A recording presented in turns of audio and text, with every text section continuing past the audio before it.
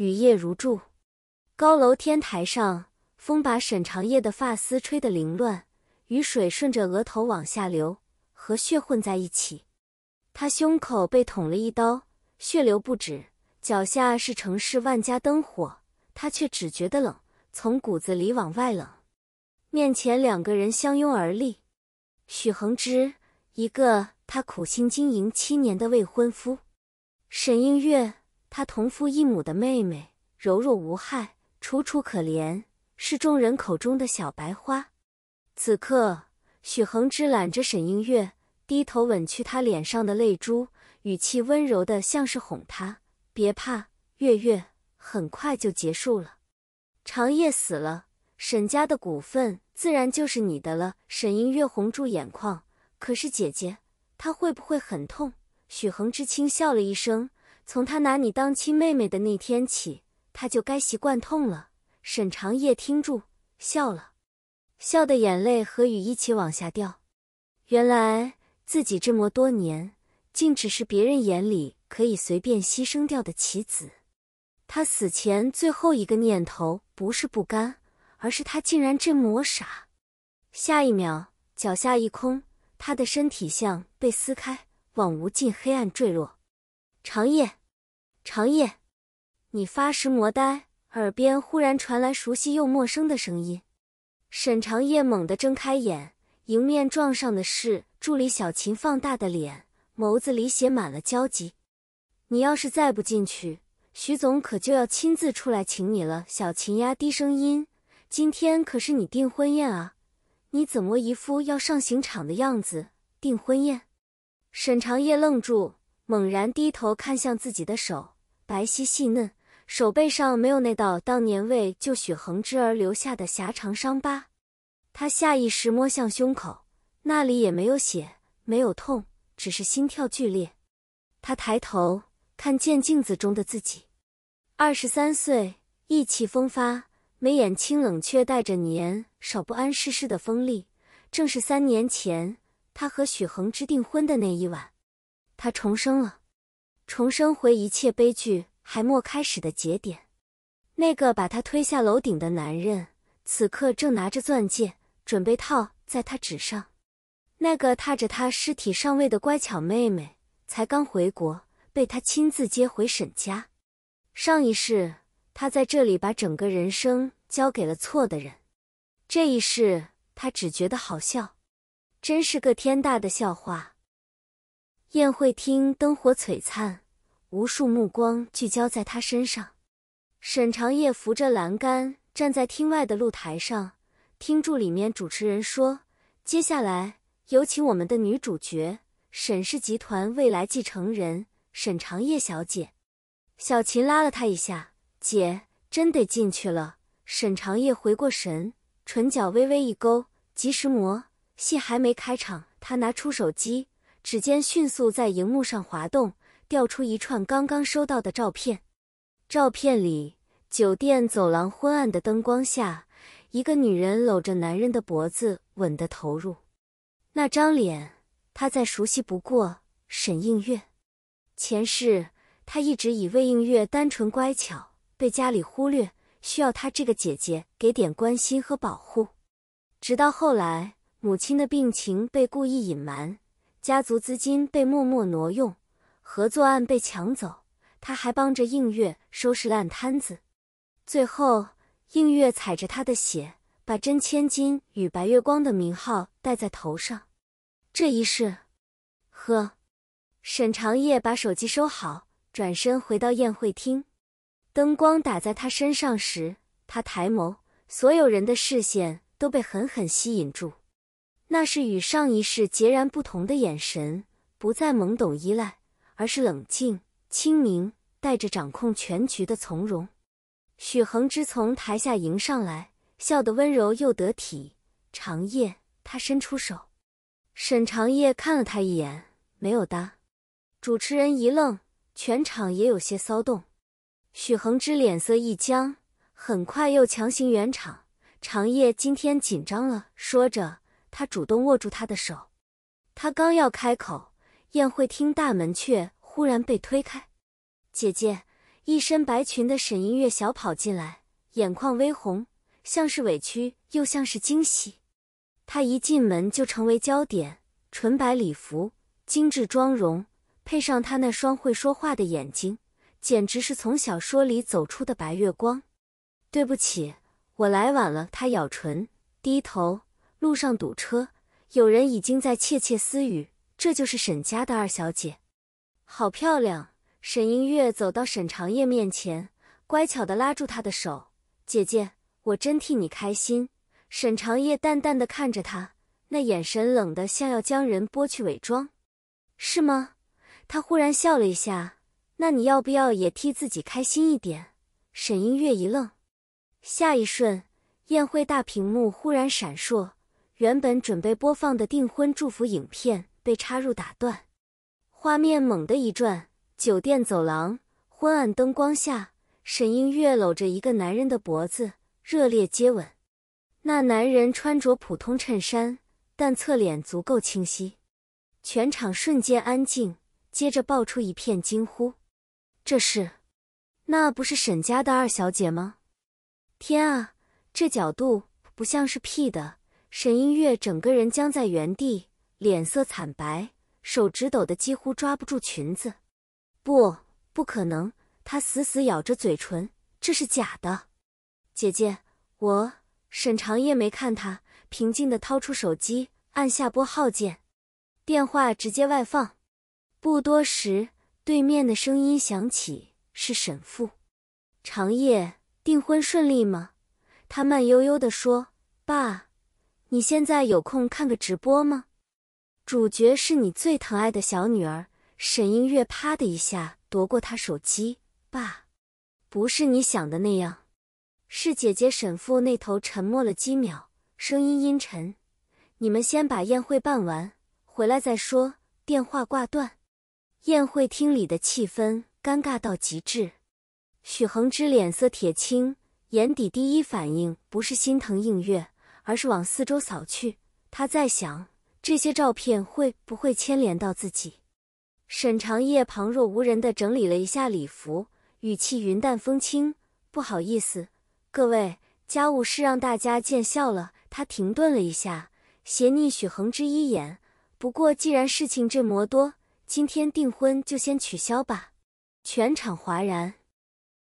宴会草草收场，宾客们带着八卦与震惊散去，留下的是沈家与许家的面子问题。休息室内，门被人重重推上，发出一声闷响。许恒之面色阴沉，长叶，你到底在想什么？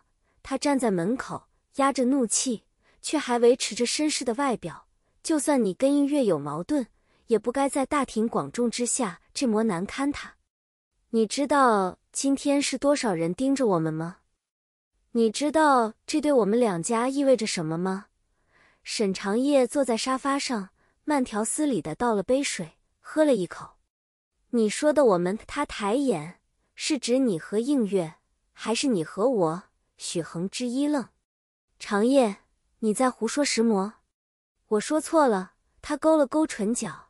你是觉得我应该装作不知道他背地里睡了人，然后乖乖跟你订婚，等哪天你说。他压低声音，学他语气。长叶，你太强势，我还是喜欢温柔的月月。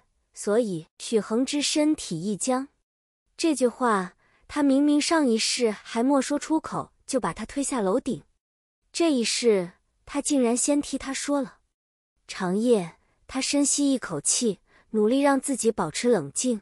我知道你今天情绪不稳，我不跟你计较，但你要明白，映月还小，他成年了。沈长叶淡淡打断，成年了就为自己行为负责。许恒之皱眉，你怎么变成这样？哪样？他站起身，目光带着冷意，一步一步走近他，不再围着你转，不再把你的话当圣旨，不再无条件相信你。他低低笑了一声，笑意却冷得可怕。许恒之，你以为自己是什么？许恒之被他步步逼近，眼底第一次出现一丝慌乱。长叶，我曾经以为你是我的全世界。沈长夜的声音忽然压低，但今天我发现，你顶多是我人生履历里的一个错误选项。他向后退开一步，仿佛嫌他脏似的，整理了一下袖口。订婚取消，就当我送你一条命。许恒之脸色完全沉下来，你这话什么意思？字面意思，他语气平静，你有本事就自己站着往上爬，别再打沈家的主意。说完，他直接从他身侧走过，推门而出。身后是一声愤怒的低吼，被关上的门闷住。上一世，他在这个男人身上浪费了7年，这一世，他连7天都嫌多。订婚风波第2天，整个上流圈都在传，沈家大小姐在订婚宴上公开放映妹妹不雅照片，当场取消与许家联姻。有人说她疯了，有人说她被气坏了，也有人说她从小就跋扈，只是之前装得好。然而才过去2天，另一个消息又让整个商界震动。唐氏集团掌权人唐玉申悄无声息地回国，那是个在商界传说中的名字，冷、绝、狠、准。3年前出国接管海外资产后，唐氏市值翻倍，如今他回来，谁也不知道是福是祸。新闻画面里，机场的长镜头跟拍到他，黑色风衣，步伐稳而有力，一身低压气场，让周遭自动为他让出一条路。助理小秦拿着平板晃到他面前，姐，你看，唐玉申回国了。沈长夜只是淡淡扫了一眼，指尖却不由自主紧了紧。上一世，他与唐玉申真正产生交集，是在沈氏资金链断裂之后。那时他走投无路，被许恒之与合作伙伴联手逼到角落，只有唐玉申伸手，他给了他钱，给了他选择，也给了他一条命。可他当时心里全是许恒之，只把他当冷漠的投资人。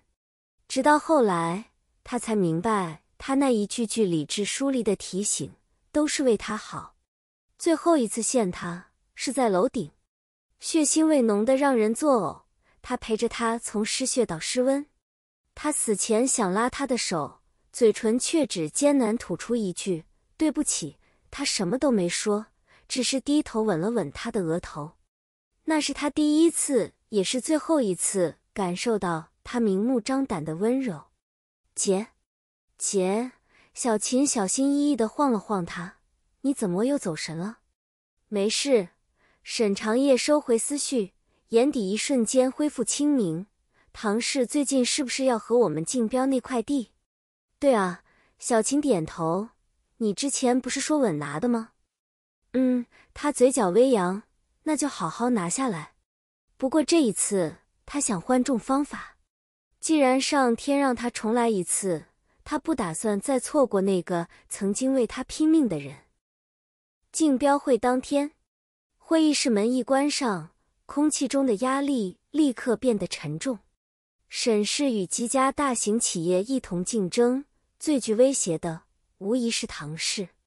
沈长夜一进门，就看见会议桌首席的男人，西装笔挺，领带打得一丝不苟，指节修长，正随意翻着手里的资料。那张脸与他记忆中的没有太大差别，只是此刻比上一世更年轻几分，棱角更锐利。他抬眼，视线落在他身上，四目相对。沈长夜本以为自己会慌，会逃避，会像上一世那样本能地与他保持距离。可真正对上那双深不见底的眼时，他忽然稳了。他直视回去，笑容淡淡。唐总。唐玉申的视线在他脸上停留了半秒，那半秒里像是有什么情绪一闪而过，惊讶、探究，还有一点点说不清道不明的东西。很快，他收敛情绪，语气平静：“沈小姐。”他叫她沈小姐，而不是像上一世后来那样喊她沈总。这是3年前的他，还没和他卷入一切。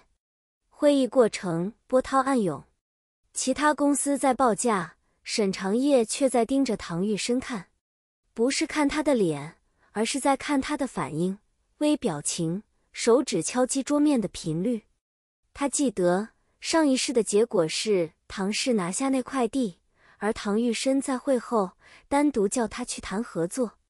那次谈话是他命运的又一个分叉口，可他当时选错了方向。这一世他要改。轮到沈氏发表方案时，他起身，清冷的声音在会议室里响起，条理清晰，数据精准。与上一世不同的是，这一次他在结尾处加了一句：如果唐氏有意，我们可以分拆这个案子，做一个对双方利润最大化的合作模式。这句话一出，会议桌另一端的人都愣了。这本来就是一场零和竞标，他居然主动提议合作。有人冷笑，沈小姐未免太乐观了。这案子或者沈氏拿，或者唐氏拿，哪有你说的那种皆大欢喜？话没说完，唐玉生忽然开口，未必。会议室瞬间安静，所有人目光集中到他身上。唐玉生指尖敲了敲桌面，视线却始终落在沈长业身上，似笑非笑。沈小姐的提议有趣。会后，其他人鱼贯而出时，唐玉生忽然开口：沈小姐，方便聊几句吗？这句话似曾相识，上一世也是这样开头，只不过当时的他觉得干脆。他怕被许恒之误会，不敢与这样危险的人来往。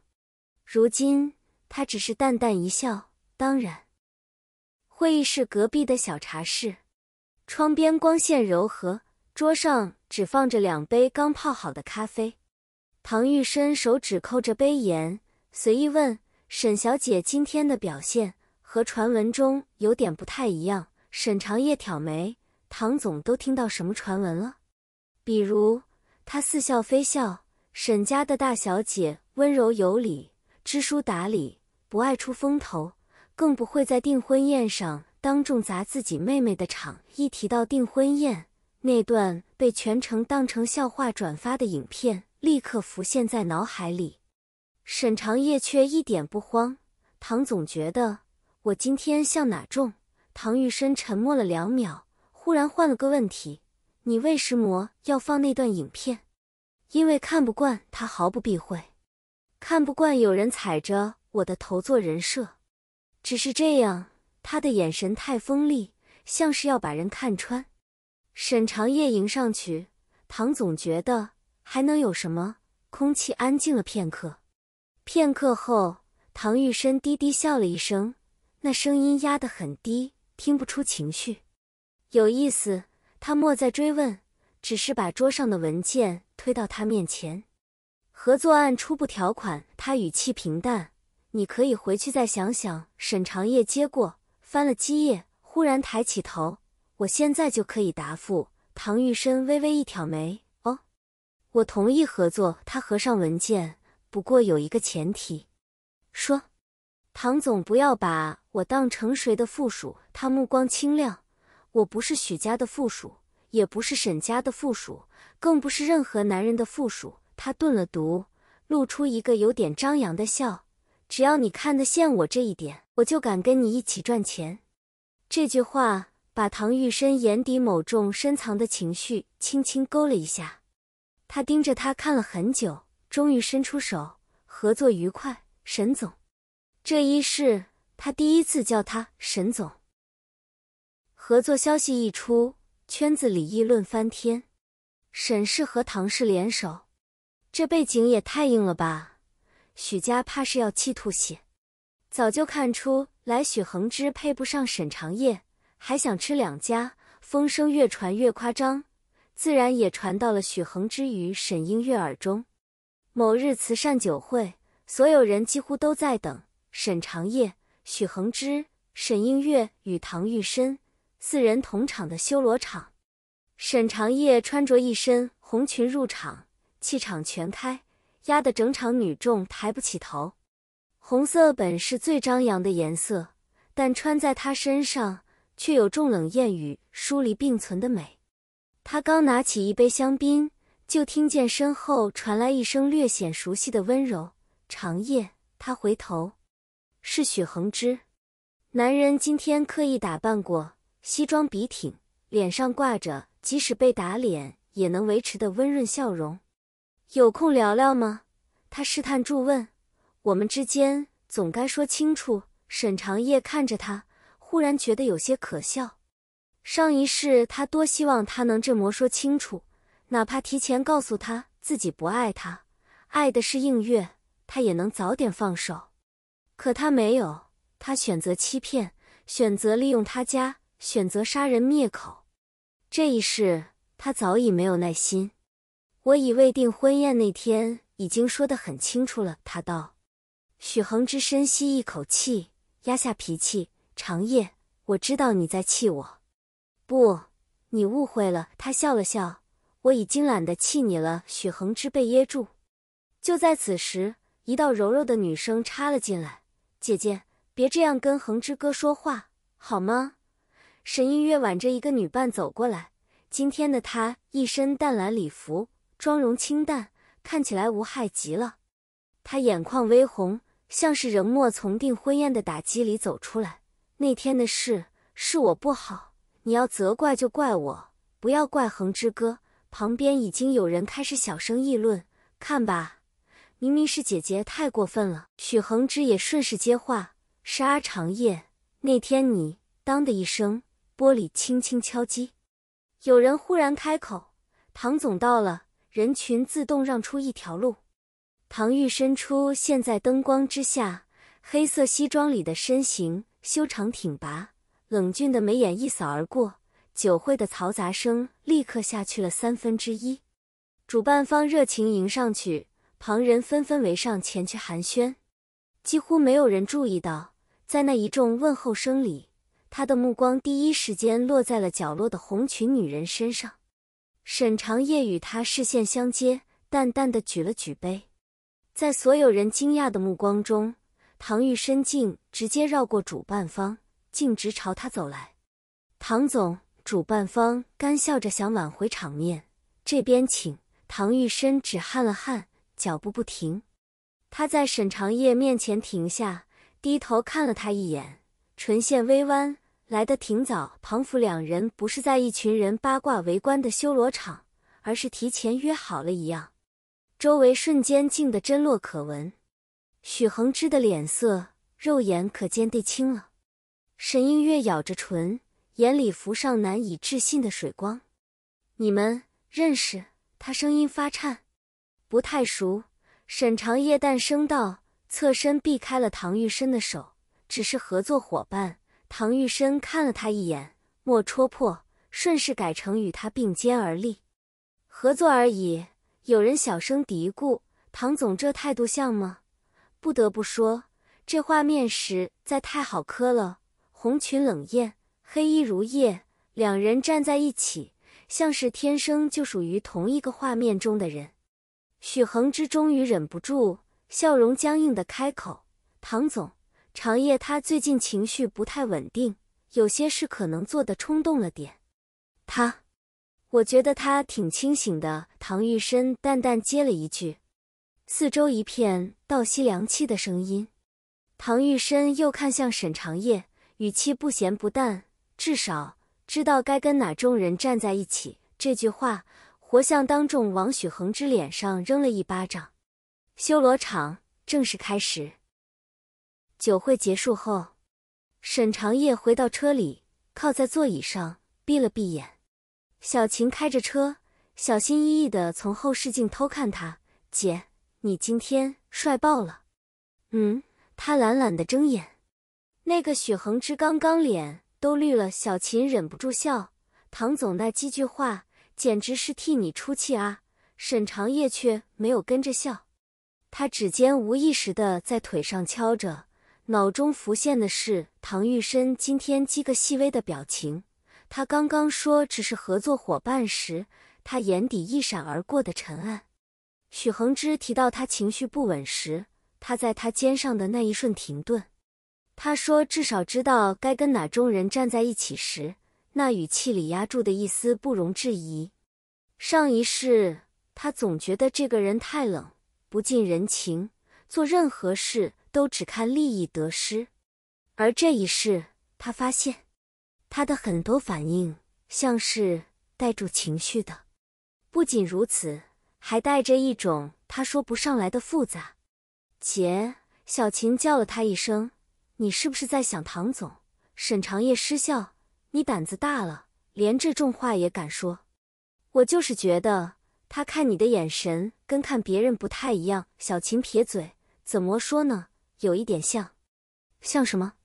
像我家那只养不熟的小奶狗。小琴想了半天，认真比喻，表面冷冰冰，实际超粘人的那种。沈长业，这比喻有点离谱，但又莫名有点贴切。夜深人静时，卧室里只剩台灯的暖光。沈长业坐在书桌前，翻开一本厚厚的笔记本，上面密密麻麻写住几行字，是他重生那天开始就在整理的时间限于关键事件。他在其中一页写下几个字：唐玉申，疑点。一，初次见面时，神情过于专注，像在对照什么。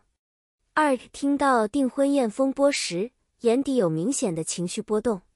三，对他的选择和改变没有惊讶，更多是确认。他把笔一读，在纸上写下最后一行：他真的只是第一次见到自己吗？这个念头刚冒出来，他心里就猛地一跳。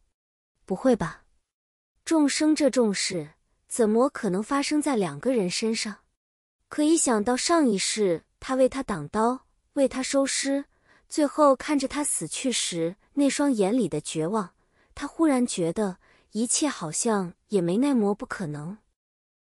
这个疑问不多久就有了答案。那天夜里下住雨，接连几个合作案的推进把沈长业压得有些疲惫。他从公司出来时已经是深夜，外面雨势很大，助理去取车，他一个人站在大楼门口的雨棚下，抬头看着灰蒙蒙的天空。一辆黑色的车跷无声息地停在他面前，车窗摇下来，露出唐玉申清冷的侧脸。上车，他语气不容拒绝。唐总这样拦女孩子回家，很容易被当成绑架。他揶揄，你要是觉得被绑架，就报警。他淡淡的说完，把车门从里面推开。沈长业犹豫了2秒，最终还是上车。车内安静，雨刷有节奏地扫过雨水，车内只有他均匀的呼吸声与他放在腿上的手指轻敲声。开了一段路后，他忽然开口，你不问我要带你去哪儿？如果是上一世的你，应该会先给我一份路线图，让我自己选。沈长业没经大脑就说出口，话一说完，整个人瞬间僵住。上一世3个字像一颗石子投入静止的湖面，激起巨大的波纹。车子掷地一声急刹，惯性让他往前一冲，安全带紧紧勒住他。沈长业还没来得及说对不起我说错了，就感觉到男人逼人的视线落在自己脸上。车停在路边，雨敲打着车窗，像一层隔绝外界的帘。唐玉申转头看他，眸色深得骇人。你再说一遍。沈长业握紧了拳。逃是不可能逃了，被抓个现行。他索性深吸一口气，好整以暇地看着他。我说，如果是上一世的你，会给我一份路线图。上一世，他咬字很轻，却像是在抚摸一个久远的伤口。沈长业没有退。唐总不会觉得这个词很熟悉吗？空气里的压迫感陡然加重。他盯着他看了很久，很久，久到他几乎以为自己要被这视线撕碎。雨声越来越大，终于他低低笑了一声，笑得几乎有点自嘲。我就知道。沈长业心头咚的一跳。你知道什么？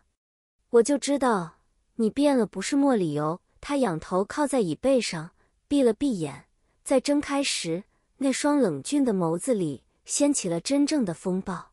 沈长业，我最后一次见到你是在楼顶，你躺在地上，身上全是血，手很冷，眼睛却一直看着我。你说对不起，说的嘴角都是血，还笑。他声音不大，却字字清晰。我以为我这辈子都不会再见到你。沈长夜屏住呼吸，指尖发冷。我睡了一觉，再醒来就回到了3年前。唐玉生看着他，那天你刚跟许恒之订婚，这一次换他说不出话来了。他伸出手，缓慢而用力地扣住他的手腕，像是在确认他是真的存在。你以为只有你一个人重来一次？你以为只有你从那一场死亡里爬回来？沈长夜喉咙干涩，他说的每一个字都和他经历的一模一样。原来不只是他，原来他也记得所有的血，所有的痛，所有他欠他的命。车内安静到可怕，过了很久，他才压低声音，带着一丝压抑的怒。所以，长夜，你明明知道上一世是怎么死的，还敢再接近那2个人？你是觉得死一次不够，还想体验第2次？两人的众生之谜刚刚拆穿，现实中的狗血就马上接上。没隔几天，一则新闻炸翻整个网路。许家泄密审视核心专案资料，被疑恶意抢夺合作案。随着一份份证据被匿名丢到网络上，舆论一夜之间倒向沈家。许家原本还想装无辜，却被第2波证据正面打脸。资料来自沈映月，那个他们一直捧在手心里的小白花。沈父气得一夜白头，当场下令关停映月名下所有专案，并召开家族会议。家族会议上气氛凝重，沈映月哭得梨花带雨。不是的，我只是被人利用了，我真的不知道那人会拿去害沈氏。你不知道？沈长夜冷笑，你拿了人家的钱，签了保密协议，几次3番从我电脑里拷资料，你跟我说你不知道？众人一片哗然。沈父眉头紧皱，长夜，这话可不能乱说。我没乱说。沈长夜拿出一个 U 盘，丢到桌上，这是他这段时间所有操作的复制记录，还有转账凭证、酒店监控。爸，你要是不信，现在就可以让人去查。旁边叔伯们开始交头接耳。沈映月跪在地上，眼泪止不住地往下掉。姐姐，你为什么要这样对我？我只是太想帮你了。我以为什么？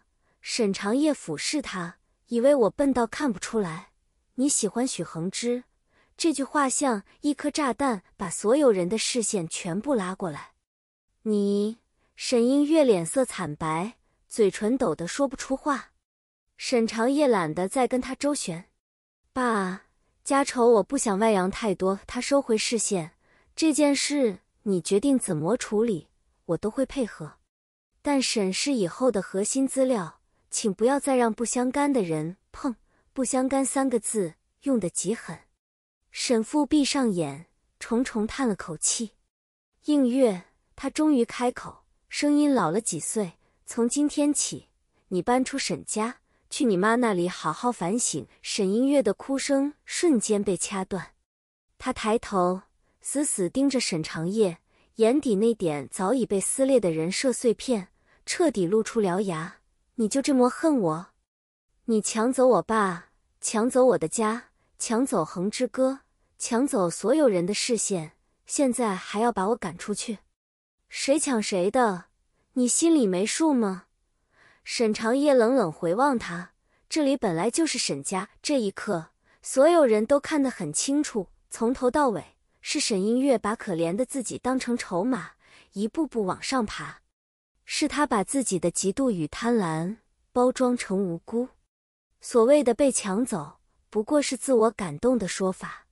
替身这2个字，其实从来就不是沈长夜的标签。真正的替身是沈映月，他拿着女儿、妹妹、白月光这些身份，顶替住原本就应该属于长夜的一切。现在一切回到原位。家族风波暂停，商战告一段落。某个微凉的傍晚，沈长夜站在公司楼顶，这里曾经是他人生的终点，如今成了他偶尔来透气的地方。风拂过脸颊，他闭上眼，感受这份来之不易的平静。身后忽然传来脚步声，不用回头，他也知道是谁。又跑到这里来，唐玉深站在他身侧，语气不重却不无责备。唐总在跟踪我。他侧头看他，我只是在查我投资的项目有没有爬上楼顶准备自杀的倾向。他总是能用这种冷冷的调侃，把最残酷的真相一笔带过。沈长夜睁开眼，忽然伸出手朝他方向推了推，那你呢？他淡淡一声，上一世你在这里为我挡刀。他语气平静，那这一世换我把你往安全的地方推，怎么样？他眼底闪过一丝惊讶。沈长夜没有给他多反应的时间，自顾自往前走了2步，背对着他。唐玉深，你有没有觉得很不公平？什么不公平？上一世我把所有的好都给了错的人，把你当冷血投资人。他顿了毒，笑自己，你死在我前面，我连一句喜欢都没来得及说。风把他的声音带得有点散，可每一个字都清晰地落进他耳里。但这一世，他慢慢转身，走回他面前，抬头看着他，眼里不再躲闪。既然我们都回来了，那就换我追你，行不行？这句话让一向冷静自持的唐玉深罕见地怔住了。他看着他，好半天都莫说话，直到沈长夜都忍不住想后悔。是不是说得太直白了？是不是太掉价了？他才忽然伸手把他一把拉进怀里，力道大的像是怕他再从自己臂弯里消失。不行，他在他耳边低声说。心刚提起来，他还来不及难过，就听他接着说，不是追，是一起走。他松开他一点，低下头，额头贴着他的，眼中光芒炙热。长夜，你再跑我真的会生气。我没有跑，他闷闷地说，我只是重来了一次，顺便把方向改正。他笑了，那笑容不再冷，是带着真实温度的。那就好。下一秒，他低头吻上她的唇，和上一世那个带着告别意味的额头一吻不同，这一次是活着的，是开始的，是属于他们共同的人生。之后的日子里，狗血病没有真的就此消失。许家不甘心失去沈氏，仍然在背后搞小动作。沈映月也不甘心被赶出沈家，几次三番想翻盘，但每一次他们前脚刚动，后脚就被瞬间掐断。不是因为命运眷顾，而是因为这一次沈长夜学会了提前布局，而他身边也多了一个总是替他收拾烂摊子的男人。某次并购案后的庆功宴上，员工们起哄，总裁敬唐总一杯。对，没有唐总，我们这次也不会这么顺利。有人小声八卦，说实话，我一开始以为是我们总裁高攀了唐总，后来才发现是唐总高攀。我没说。角落里，沈长夜听着，忍笑忍得辛苦。唐玉深倒是面不改色，举杯淡淡说，我只是投资眼光不错，众人这话怎么听都像是在公然秀恩爱。宴会散后，楼道里只剩他们2个人。沈长夜背靠着墙，看着面前的男人，你刚刚那句话是不是有点嚣张？嚣张。他走近一步，一手撑在他耳侧，我还没说最嚣张的那句。哪句？我这辈子做过最幸运的投资。他目光落在他脸上，语气平静却笃定，是把命压在你身上。上一世他真的这么做了，这一世他还是愿意。沈长夜盯着他看了很久，忽然笑了。那你可得小心。他说，这笔投资的回报率可能高得离谱。他挑眉。比如说，他踮起脚，主动吻上去，声音轻轻的，一辈子。长夜之后，终有天光。上一世，他死在黑暗里，带着遗憾与不甘。这一世，他仍然站在风口浪尖，却握紧了那只曾为他挡风遮雨的手。他不再是别人故事里的替身，不再是水脚下的垫脚石，他是自己人生的主角，是满级大女主。而他，是那漫漫长夜中，属于他一个人的晨星。各位茶客，欢迎在讨论区留言，讨论剧情。